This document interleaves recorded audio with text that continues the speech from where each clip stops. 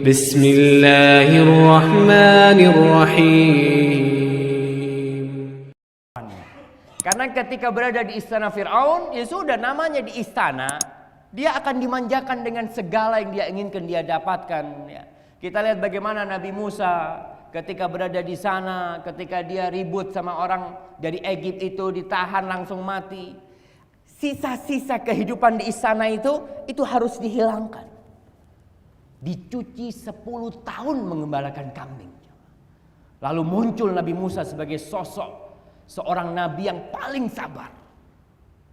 Masuk ulul azmi minar rusul.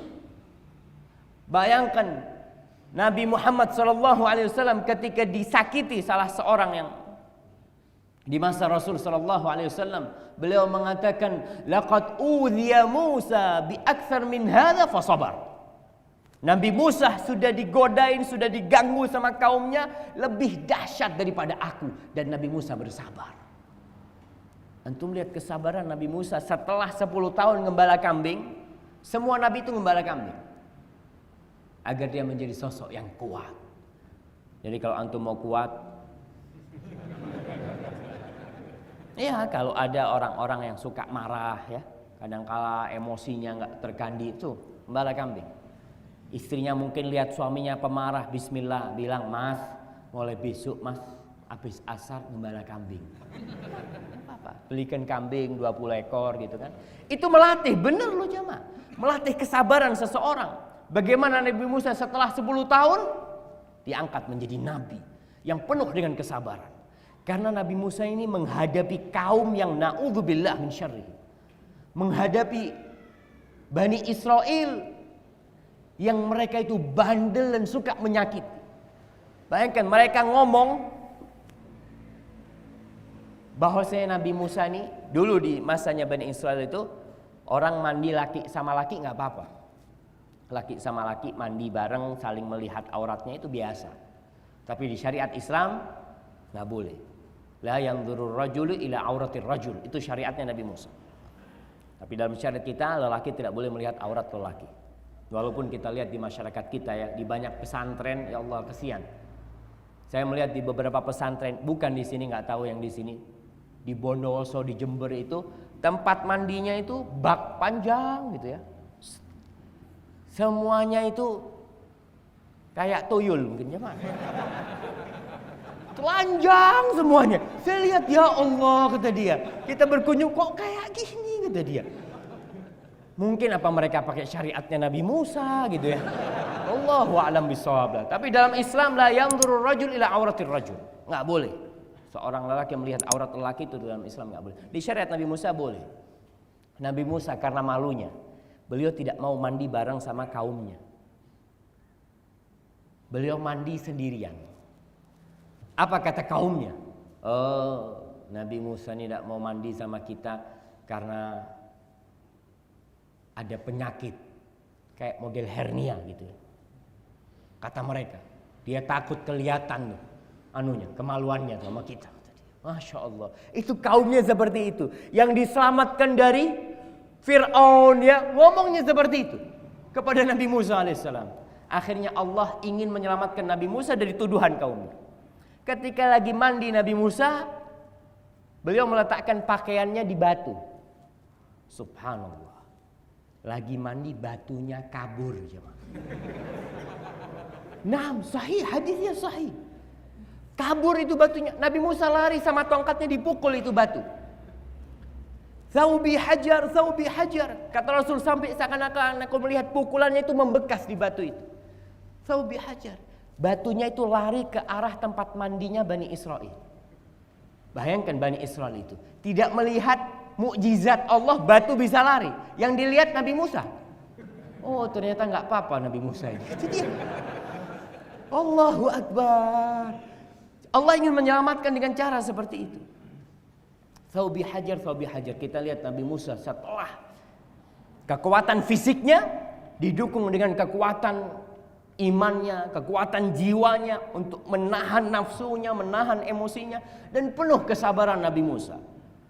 Bertahun-tahun beliau subhanallah menghadapi Bani Israel. Dan kita nih yang berdakwah itu harus kuat. harus sabar. Gimana Nabi Musa nyuruh kaumnya motong sapi? Apa kata mereka? Inti jangan main-main sama kita. Masa kita suruh motong sapi? Subhanallah, Nabi sama kaumnya seperti itu. Tanya lagi, oke, sapinya yang kayak apa? Tanyakan sama Allah tuh. Enak seperti itu mereka.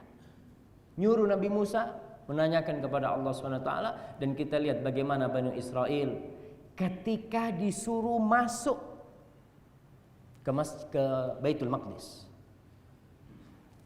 Setelah dari Fir'aun, mereka menuju ke Masjidil Aqsa. Disuruh masuk ke Masjidil Aqsa. Apa kata Bani Israel? Qala dhhab anta wa rabbuka faqatila inna hahuna qa'idun. Musa, berangkatlah engkau bersama Tuhanmu. Berangkatlah engkau bersama Tuhanmu, perangi itu orang-orang, kita duduk di sini nunggu. Kalau kau menang kita masuk nanti. Subhanallah. Padahal dia baru diselamatkan. Tapi begitulah Nabi Musa alaihissalam, bagaimana kesabaran beliau menghadapi kaumnya. Taib, jadi kekuatan fisik juga diminta. Seorang mukmin yang kuat fisiknya, dia akan mampu menghadapi sesuatu yang tidak bisa dihadapi dengan yang kurus-kurus. Di kisah Talut di surat Al-Baqarah ayat 247. Ketika Banu Israel meminta diutus kepada mereka seorang malik, seorang raja yang menjadi panglima perang. Wa qala lahum nabiyuhum innallaha qad ba'atsa lakum Taluta malika. Allah menjadikan buat kalian Talut sebagai raja. Raja kalian Talut. Qalu anna yakunu lahul mulku alaina wa nahnu ahaqqu bil mulki minhu. Kok bisa dia yang jadi raja? Padahal kita yang lebih berhak menjadi raja. Karena mereka lebih kaya, mereka lebih terpandang, lebih terhormat. Walam yu'ta sa'atan minal mal. Dia enggak punya harta, si Talut ini miskin. Kenapa dia kok dijadikan raja? Qal, apa katanya nabinya? Qala innallaha astafahu alaikum wa zadahu bastatan fil ilmi wal jism. Allah memilih dia buat kalian. Dia yang dipilih atas semuanya, Talut yang dijadikan raja buat kalian. Kenapa? Allah telah menambahkan kepada dia bastah, keluasan fil ilm, dalam ilmu. Nih, kuat ilmunya, wal jisim, dan badannya kuat. Jadi bukan cuma ilmunya yang kuat. Jadi menjadi seorang raja itu harus sosok raja yang memiliki kekuatan di ilmu wal jisim, dan tubuhnya juga kuat. Jadi seorang mukmin dituntut untuk sehat. Karena zaman sekarang ini jamaah, ya kita melihat orang dibikin lemah semuanya. Orang Islam itu ke masjid naik motor, padahal dekat cuma 300 meter. Saya ingat dengan Syekh bin Utsaimin rahimahullahu ta'ala, subhanallah ya. Beliau itu dari rumahnya ke masjid jamaah hampir 1 kilo, kira-kira 900 meter. Jalan kaki. Umur sudah 60, udah putih semua jenggotnya. Tapi fisiknya beliau Masya Allah ya. Kalau kita kemana-mana pakai motor, pakai mobil, kapan kita akan jadi sehat? Nggak pernah olahraga. Maka wallahu yu'ti mulkahu man yasha, wallahu wasi'un alim. Di sini kriteria menjadi seorang raja itu salah satunya adalah memiliki ilmu dan memiliki fisik yang sehat, yang kuat. Kenapa di pemerintah kita kalau mau jadi raja, mau jadi presiden itu harus periksa kesehatan? Betul. Harus tes kesehatan. Karena kalau yang jadi presiden sakit-sakitan bahaya, yang jadi korban rakyatnya. Presidennya opname, 2 hari opname. Ngurus rakyat lagi, opname lagi. Pergi ke sana ke sini sakit, opname lagi. Ya gimana ngurusin? Makanya pantas seorang menjadi presiden itu diperiksa dulu kesehatan dia. Pantas enggak dia untuk menjadi seorang presiden? Dan kita doakan semoga presiden kita dijaga kesehatannya, dijaga kekuatannya, dan diberi petunjuk dan hidayah serta taufik oleh Allah Subhanahu wa taala kepada jalan yang benar. Maka kekuatan di ilmu, kekuatan di fisik, dan kekuatan di harta juga dituntut. Karena apa? Dakwah ini butuh modal. Orang yang miskin bisa nggak berangkat haji? Nggak bisa. Bisa nggak dia membangun masjid, bangun rumah di surga? Nggak bisa. Banyak hal yang tidak bisa dia lakukan dengan kemiskinan dia. Maka kekuatan al-mu'minul qawi, para ulama menjelaskan, juga dituntut seorang yang memiliki harta.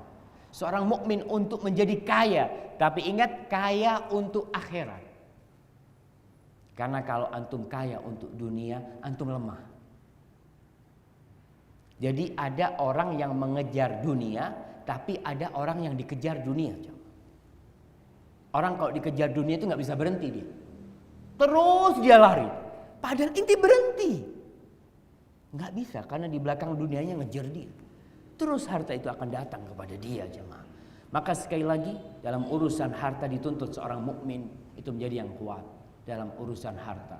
Rasul sallallahu alaihi wasallam ketika datang orang-orang miskin, beliau sedih melihat mereka.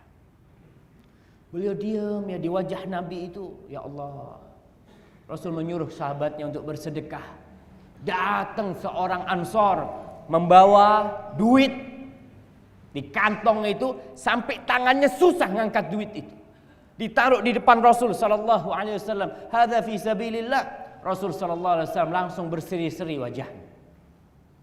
Beliau lalu mengatakan, man sanna fil islami sunnatan hasanah. Sahabat semua langsung berbondong-bondong. Karena apa? Ini kekuatan. Rasul ketika mau berjihad, ketika perang Ghazwatul Asirah, perang Tabuk, Nabi nggak punya harta. Kemudian Rasul sallallahu alaihi wasallam menyuruh kepada sahabatnya, yang nggak punya bekal nggak usah ikut, nggak boleh ikut. Datang sahabat-sahabat, dia mengatakan, ya Rasulullah, kita mau berangkat.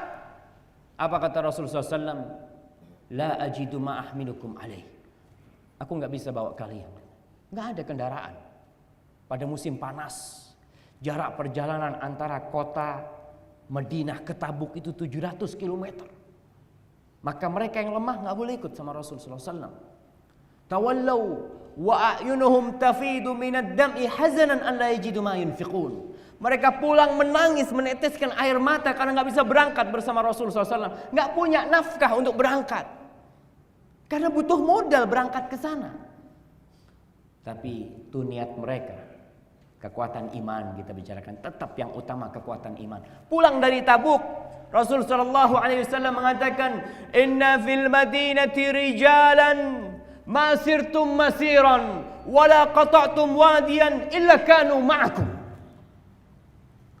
Kata Rasul kepada para sahabatnya, di kota Madinah tuh ada lelaki-lelaki. Tidak ada satu jengkal pun yang kalian lewati. Tidak ada satu lembah pun yang kalian lewatin, kecuali mereka mendapatkan pahala seperti kalian. Para sahabat bingung yang ikut perang itu. Wahum fil Madinah. Rasulullah, mereka di Madinah nggak ikut sama kita nih. Wahum fil Madinah, dan mereka di Madinah. Habasahumul uzur. Mereka nggak bisa berangkat karena uzur.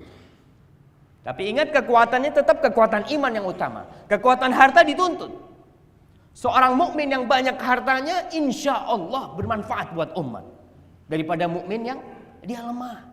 Dan Rasul sallallahu alaihi wasallam mengatakan, al yadul ulya khairun minal yadis sufla. Tangan yang di atas lebih baik daripada tangan yang di bawah. Jangan antum berpikir, Ustaz, anak kalau ngambil sedekah itu dari atas, Ustaz. Bukan di atasnya. Tuh. Maka jadilah seorang mukmin yang kuat. Dalam apa? Iman yang pertama. Kemudian fisik. Yang ketiga ilmu. Yang keempat harta.